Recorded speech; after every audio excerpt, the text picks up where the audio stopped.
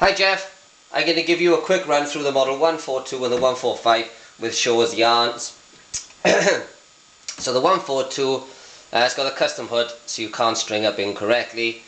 This will work on the lower count yarns.